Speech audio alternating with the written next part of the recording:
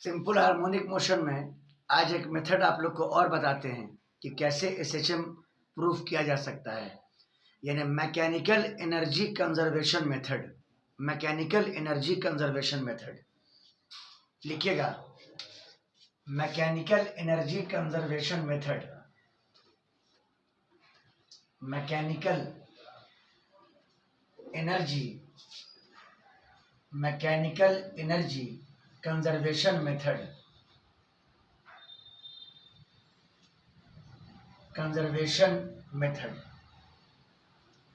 Conservation method to prove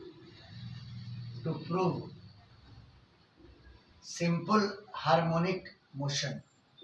समझ गए? कभी कभी ये भी बहुत प्रोडक्टिव हो जाता है, ये वाला मेथड। मैकेनिकल एनर्जी के कॉन्सेप्ट से ये प्रूव करना कि कोई सिस्टम आपका सिंपल हार्मोनिक मोशन परफॉर्म कर रहा है। आइए फिर से हम स्प्रिंग मास सिस्टम को लेते हैं। हॉरिजॉन्टल स्प्रिंग लेते हैं, कोई दिक्कत नहीं है उससे। ये मान लो एक हॉरिजॉन्टल स्प्रिंग है, इसका स्प्रिंग कांस्टेंट के और इसके फ्री एंड से आप मान लो एक ब्लॉक को अटैच कर दिया और मान लीजिए कि ब्लॉक का मास m के बराबर है। इस पॉइंट का नाम O दे दें। तो अगर मान लें कि इनिशियली स्प्रिंग अपने नेचुरल लंबाई पर है तो ब्लॉक पर कोई हॉरिजॉन्टल फोर्स नहीं लग रहा है, मतलब O इक्विलिब्रियम पोजीशन हो गया। बात आई समझ में? और यहाँ पर हम कोई इलेक्ट्रिक फील्ड भी नहीं ला रहे हैं कि इक्विलिब्रियम पोजीशन चेंज कर जाएगा। बात आई समझ में? बोलिए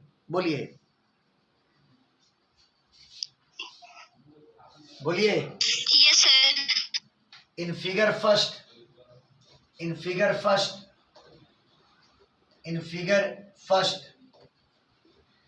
there is no horizontal force on the block.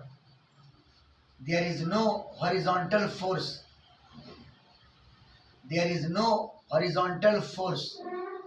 on block. There is no horizontal force on block. As spring is at natural length.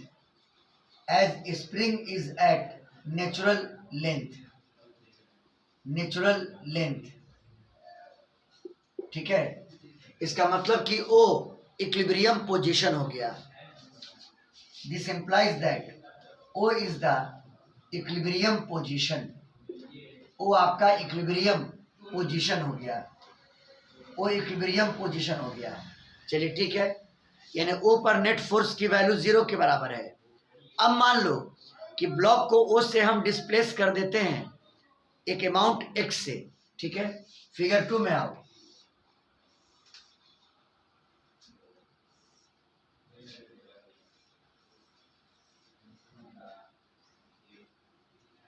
ये इक्विलिब्रियम पोजीशन था और ब्लॉक को आप यहाँ पे ले आए, जरा गौर कीजिएगा।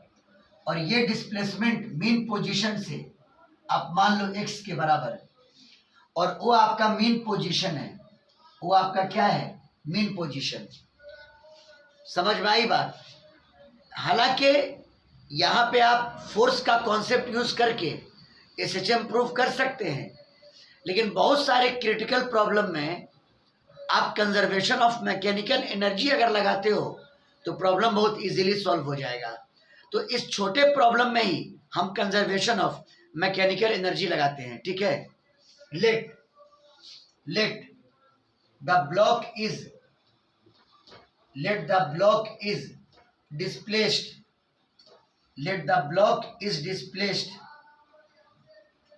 फ्रॉम मीन पोजीशन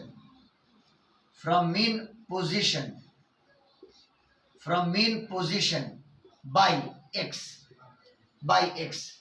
करो क्या कि इस P पॉइंट पर ब्लॉक का जो टोटल एनर्जी है, मैकेनिकल एनर्जी, उसका आप इक्वेशन लिखें।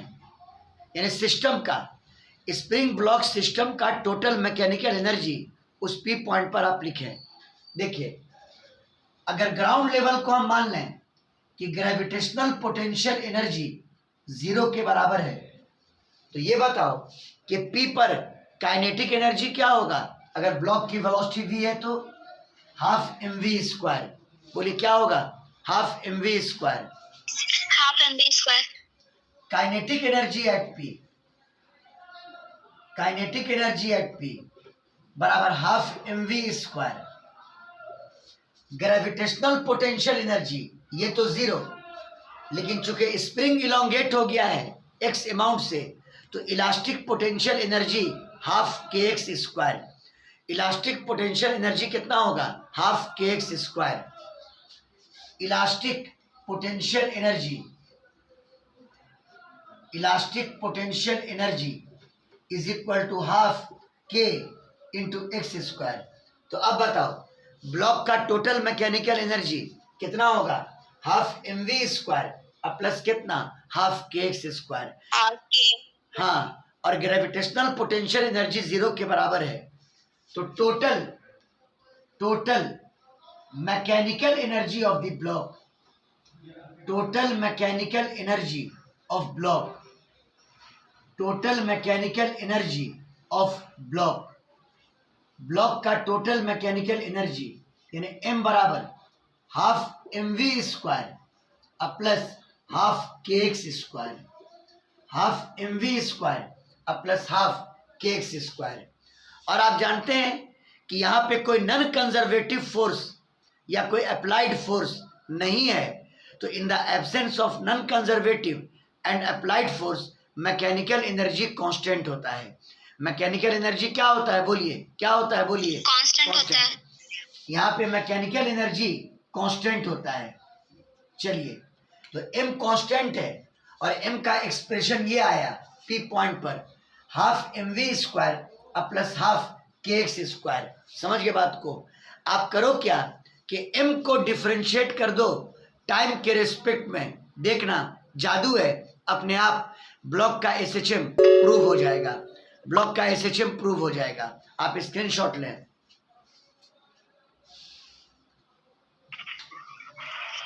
सर बोलिए।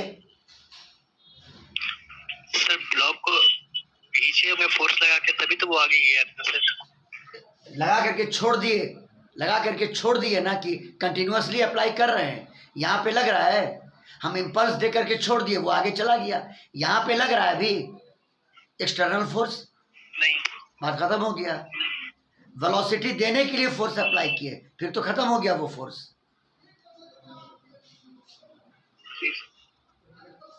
कंटिन्यूअसली नहीं ना एक्ट कर रहा है।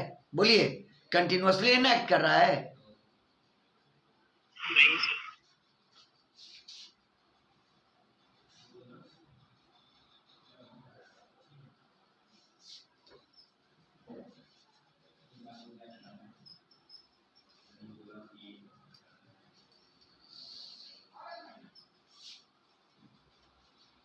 m बराबर हाफ mv²।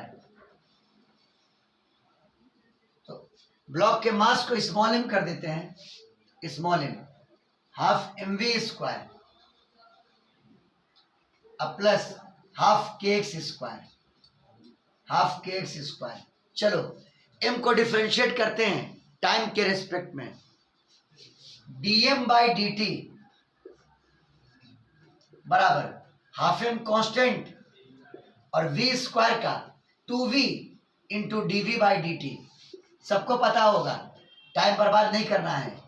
हाफ के कांस्टेंट और x² का 2x इंटू dx/dt। बोलो सबको क्लियर? बोलिए बोलिए। Yes sir. और ये बताओ dm/dt क्या होगा? 0, चूंकि m कांस्टेंट है। m क्या है? बोलिए कांस्टेंट। कांस्टेंट है। कांस्टेंट। ये 0 हो गया।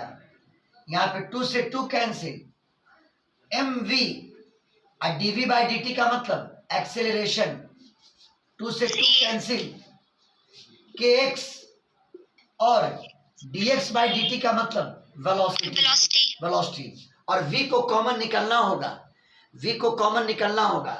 v को कॉमन निकाल लीजिए, 0 बराबर ma अब प्लस kx। जरा गौर कर लो, a इज इक्वल टू आ गया -k/m इंटू एक्स। बोलिए, प्रूव हो गया, मोशन सिंपल हार्मोनिक मोशन है। बोलिए। Yes sir. हाँ, proves that proves that proves that motion of block is simple harmonic motion. Motion of block is simple harmonic motion. और अगर omega square की बात करें तो omega square is equal to k by m, और omega की बात करें तो under root k by m, और अगर टाइम पीरियड की बात करें तो टी बराबर 2 pi by omega, 2 pi under root m by k. बोलो, कोई दिक्कत? बोलिए बोलिए बोलिए। No sir. By using the concept of conservation of mechanical energy. Clear है? बोलिए बोलिए। Yes sir. स्क्रीनशॉट लीजिए। यस।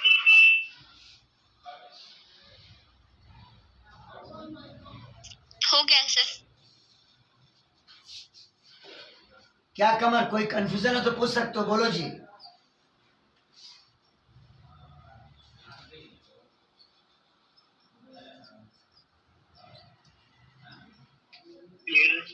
हाँ,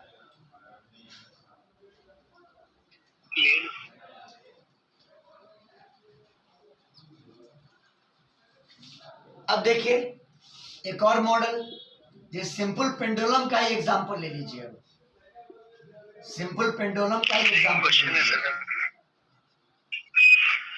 सिंपल पेंडुलम का एनर्जी कंजर्वेशन मेथड से ही किया जाए।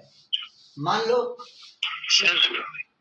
एक लाइट धागा को ओ से सस्पेंड करके एक छोटा सा बॉब अटैच कर दिए। अब बॉब का मास m है, बॉब का मास m है, तो ये जो वर्टिकल सिचुएशन हुआ, यहाँ पर ये ब्लॉक इक्विलिब्रियम में है। चूंकि नीचे mg लग रहा है, ऊपर टेंशन लग रहा है, दोनों बैलेंस कर रहा है, ब्लॉक यहाँ पे इक्विलिब्रियम में है। ब्लॉक इस पॉइंट पर कहाँ पर क्या है? बोलिए, क्या है? बोलिए। इक्विलिब्रियम में। इक्विलिब्रियम में है, ठीक है। in the vertical condition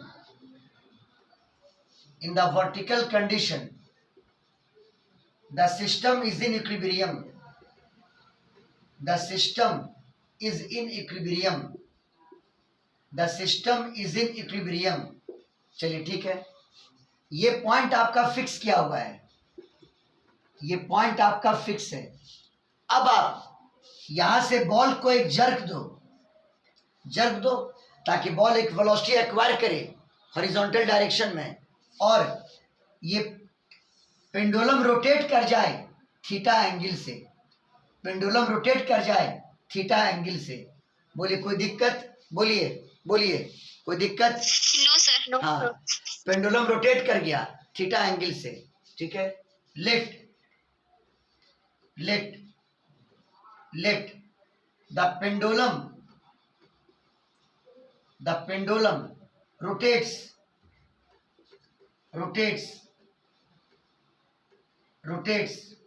by a slight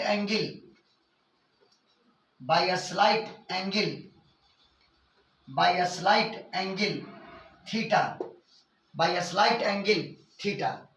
Bob का मास m के बराबर है, ठीक है। ये बताओ, अगर हम स्ट्रिंग प्लस बॉल को एक सिस्टम माने तो आप इस सोच सकते हैं कि ओ से ये एक्सिस वर्टिकल डायरेक्शन में, जिसके अबाउट ये सिस्टम रोटेट कर रहा है। बोलो क्लियर? बोलो बोलो बोलो। Yes sir. तो आप यहां पर स्ट्रिंग प्लस बॉल सिस्टम का रोटेशनल काइनेटिक एनर्जी लिख सकते हैं हाफ आई ओमेगा स्क्वायर, लेकिन मोमेंट ऑफ इनर्शिया सिर्फ बॉल का होगा, क्योंकि स्ट्रिंग तो मासलेस है। स्ट्रिंग क्या है? बोलिए, मासलेस है। मासलेस है। हाँ, तो अगर हम रोटेशनल काइनेटिक एनर्जी लिखें, रोटेशनल काइनेटिक एनर्जी यानी K बराबर half I into omega square. Axis of rotation ये है, मतलब axis of rotation passes through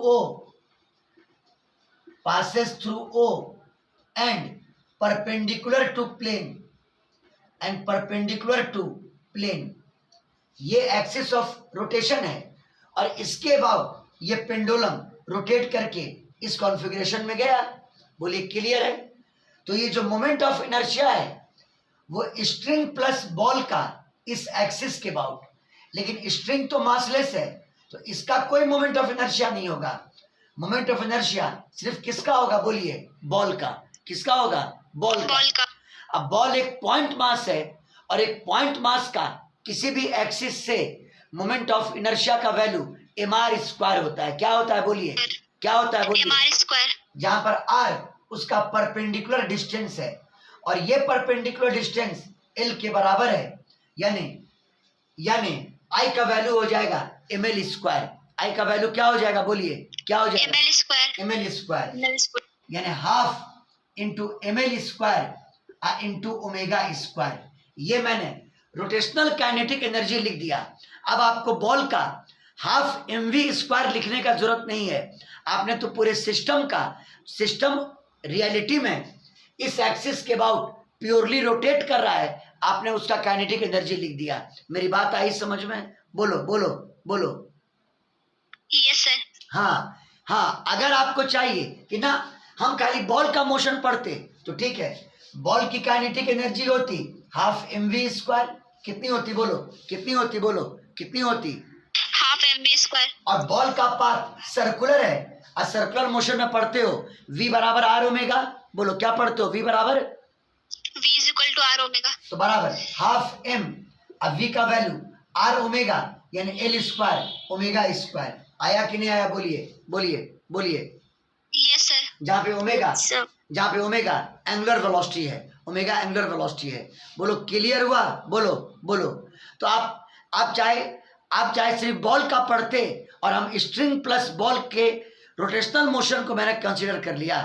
मैंने स्ट्रिंग प्लस बॉल के रोटेशनल मोशन को कंसीडर करके यहाँ पे रोटेशनल काइनेटिक एनर्जी लिखा हाफ I ओमेगा स्क्वायर। बोलो क्लियर है? बात एक ही हुआ?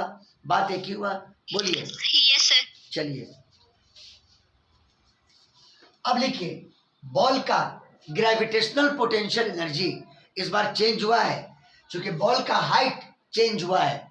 अगर इसको मान लें कि ग्रेविटेशनल पोटेंशियल एनर्जी 0 के बराबर है, अब बॉल यहां पर पहुंचा है, तो अगर P से एक हॉरिजॉन्टल लाइन ले लें और इसको मान लें H, तो बताओ बॉल रेफरेंस पॉइंट से H हाइट ऊपर गया यानी ग्रेविटेशनल पोटेंशियल एनर्जी हो जाएगा प्लस mgh। क्या हो जाएगा?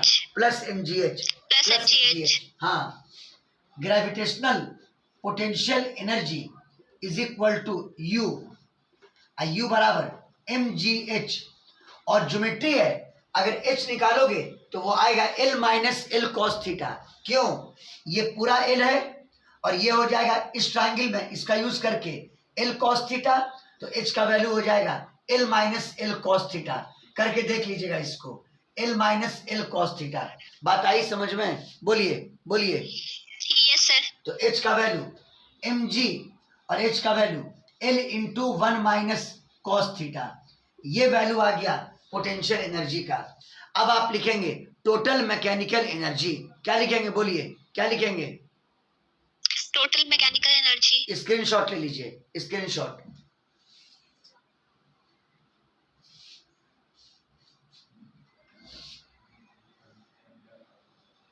हो गया सर।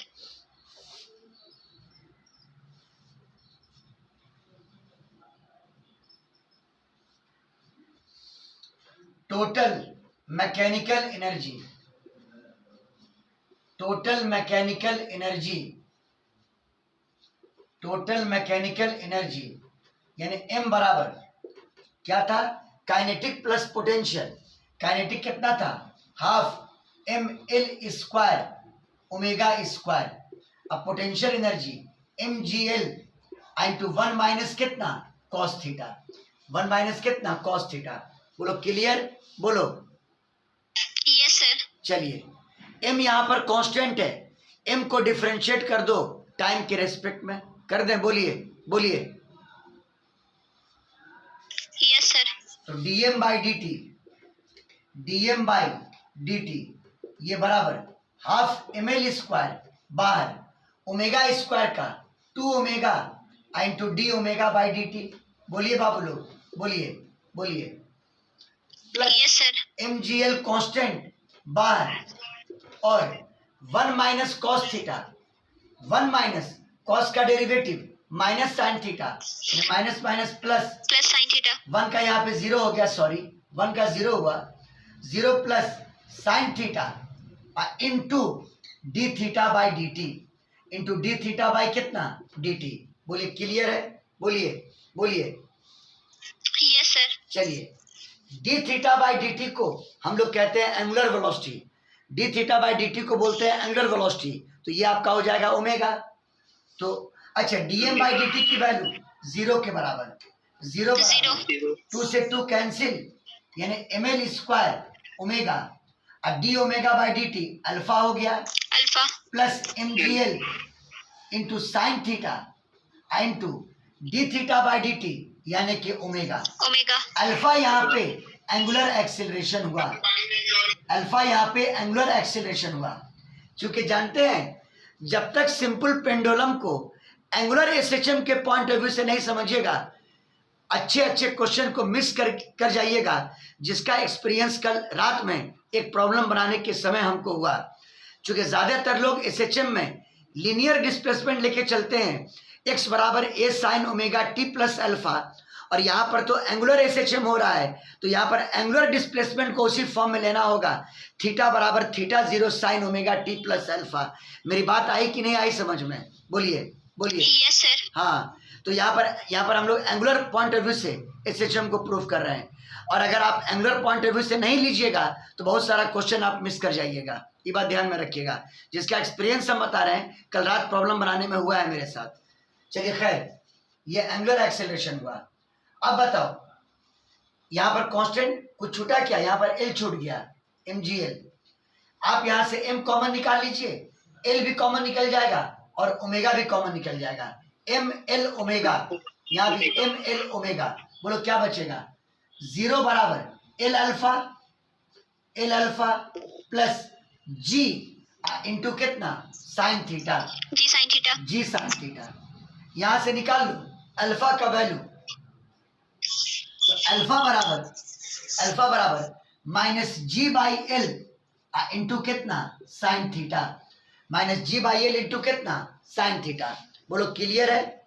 और अगर थीटा बहुत स्लाइट अमाउंट से आप उसको डिस्प्लेस किए हैं, मतलब जैसे इनिशियल पोजीशन ये था, आप स्लाइटली उसको डिस्प्लेस कराए थे, यानी थीटा अगर बहुत ही स्मॉल है, अगर थीटा वेरी वेरी स्मॉल है, तो sine theta approximately equal to theta हो जाएगा। तो थीटा हो जाएगा। तो साइन थीटा के जगह पर क्या लिख दिया जाए?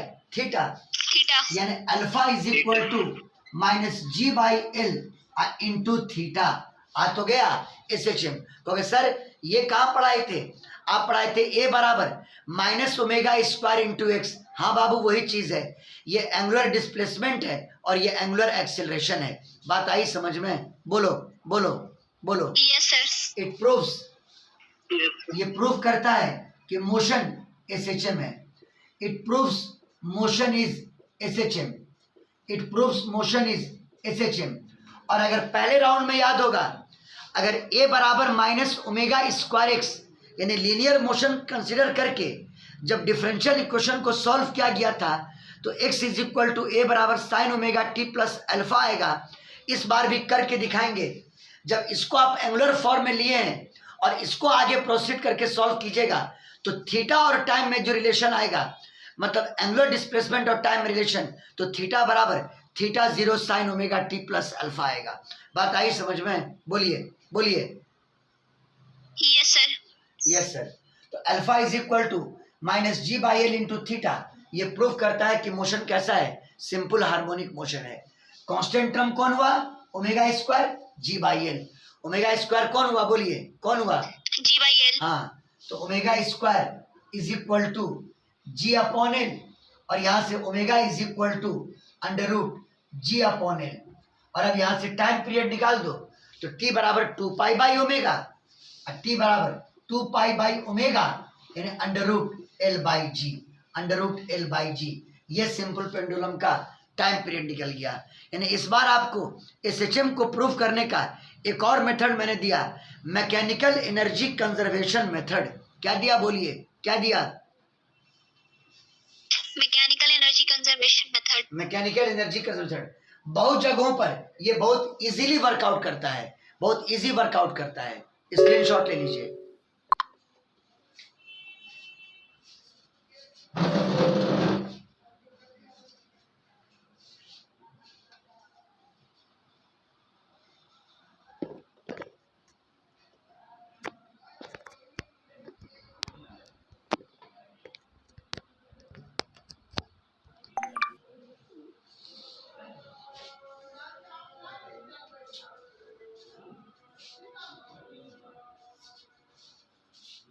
हो गया, बोलिए। यस सर, हो गया।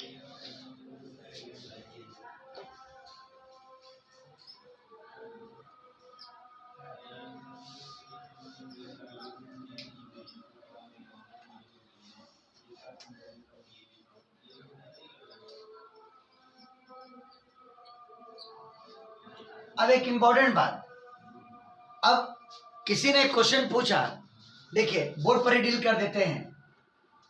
एक्सेलरेशन SHM में -ω²x, तो ये तो कांस्टेंट है ना, ये क्या है बोलिए? कांस्टेंट है, कांस्टेंट है। अब शायद उसको नीट में ये क्वेश्चन आया हुआ है या पता नहीं कहाँ आया हुआ है, जरा गौर कीजिए। हाँ, यहाँ पर एक्सेलरेशन और यहाँ पर x लिया और कहता है ग्राफ ड्रॉ कीजिए, ग्राफ कौन सा सही होगा?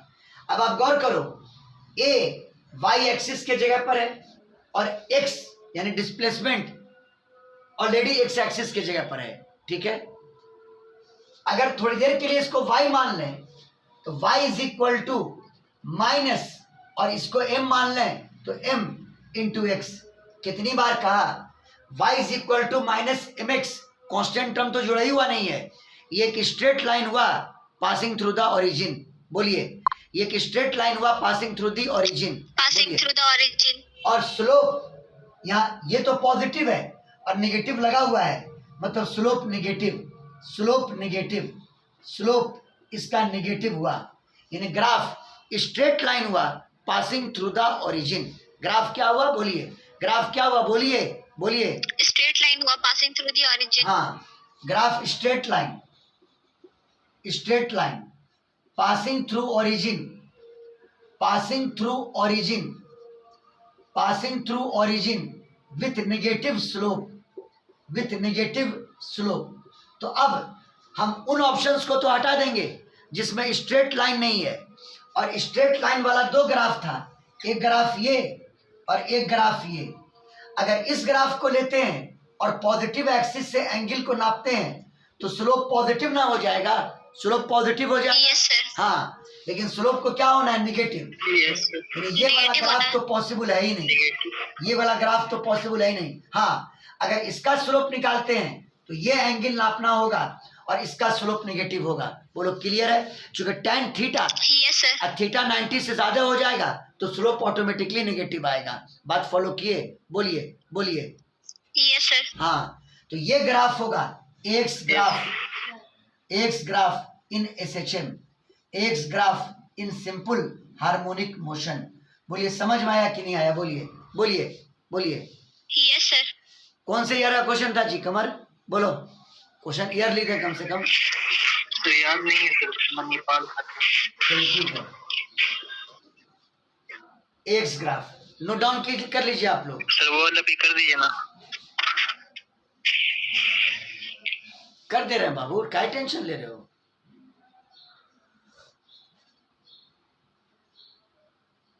हो गया सर। कर दे रहे हैं, आप टेंशन क्यों ले रहे हैं?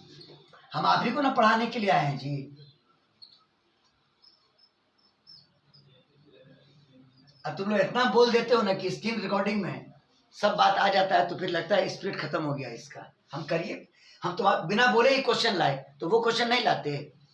याद होगा उस राउंड में SHM करते हुए पार्टिकल का पोटेंशियल एनर्जी आप लोग लाए थे, U बराबर half m omega square into a square minus x square. सब कॉपी देख लेना अपना, कॉपी देख लेना अपना, देख लेना, देख लेना।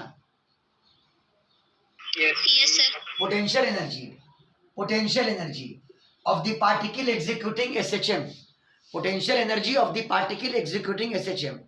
अब यहां पर u और x के बीच में ग्राफ प्लॉट करना था, यहां पर u और x के बीच में ग्राफ प्लॉट करना था, समझ गए? तो इनका 4 ग्राफ दिया हुआ था, ऊपर के 3 ग्राफ में उसने u को नेगेटिव भी किया था, u को नेगेटिव भी किया था ऊपर के 3 ग्राफ में। लेकिन गौर करो, ये टर्म तो पॉजिटिव है और आप जानते हैं कि x की वैल्यू यानी एक्स स्क्वायर, सोचो ना, एक्स स्क्वायर यानी x की जो वैल्यू होती है वो माइनस ए से लेके प्लस ए के बीच में होती है। अरे बोलिए, डिस्प्लेसमेंट की जो वैल्यू होती है वो एम्पलीट्यूड के रेंज में ना रहेगा? बोलिए बोलिए। Yes, sir. यहाँ प्लस है और यहाँ माइनस है, यहाँ माइनस है, तो डिस्प्लेसमेंट ना इससे कभी ज्यादा होगा ना इससे कभी कम होगा। बोलो बोलो बोलो। Yes, sir. इसका Yes, मतलब मैथ कहता है कि अगर x का वैल्यू माइनस ए से लेके ए के बीच में है तो एक्स स्क्वायर का वैल्यू 0 से ए स्क्वायर के बीच में होगा। एक्स स्क्वायर का वैल्यू कहां से कहां तक होगा? बोलो, कहां से कहां 0 तक? से a स्क्वायर के बीच में। हाँ, एक्स स्क्वायर हो जाएगा 0 से ए के बीच में, क्योंकि एक्स स्क्वायर फिर नेगेटिव होगा ही नहीं। बोलिए बोलिए बोलिए। Yes, sir. हाँ, 0 से ए स्क्वायर के बीच में। कहने का मतलब कि एक्स स्क्वायर ए स्क्वायर से छोटा हुआ। बोलो बोलो बोलो। Yes, sir. और ये एक्स स्क्वायर जब ए स्क्वायर से छोटा हुआ, इसका मतलब ये टर्म पॉजिटिव की नेगेटिव? बोलिए Positive. Always positive. ये टर्म ऑलवेज पॉजिटिव या 0 के बराबर भी हो सकता है, क्योंकि अगर एक्स स्क्वायर ए स्क्वायर के बराबर हो गया तब तो पोटेंशियल एनर्जी 0 हो जाएगी ना। बोलिए बोलिए। Yes, sir. हाँ, या तो 0 होगा या तो पॉजिटिव होगा, या तो 0 होगा या तो क्या होगा? बोलो, या तो क्या होगा? या तो पॉजिटिव होगा। हाँ, तो उनके 4 ग्राफ में बस एक ही ग्राफ ऐसा था जिसमें u पॉजिटिव दिया हुआ था और ग्राफ कुछ इस शक्ल में था। अच्छा, ग्राफ किसके बीच में था जी? u और x के बीच में कि u और टाइम के बीच में? ये भी बोल दो। सर यू और एक्स के बीच में। अरे बोलो ना भाई जोर से, लाइब्रेरी में हो तो क्या हुआ? बोलो। यू और एक्स के बीच में सर। u और x के बीच में, यहाँ u और यहाँ x, तो u ऑलवेज पॉजिटिव और उसमें एक ही ग्राफ ऐसा है जिसमें u ऑलवेज पॉजिटिव है। देखिए, बोलिए, कभी u नेगेटिव हुआ? u नेगेटिव होने का मतलब ग्राफ x के नीचे आ जाता, कभी ग्राफ x के नीचे आया? बोलिए बोलिए। No sir. नहीं, यानी u ऑलवेज पॉजिटिव हुआ, u ऑलवेज पॉजिटिव हुआ। बात आई समझ में? बोलिए। Yes sir. ये समझ में आया जी? बोलो कमर।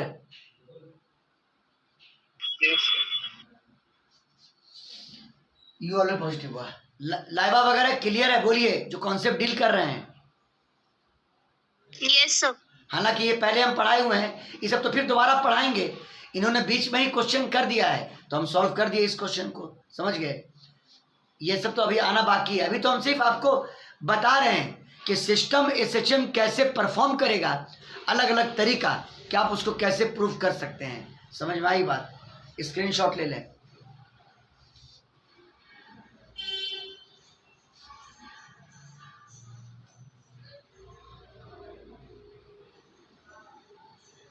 हो गया सर।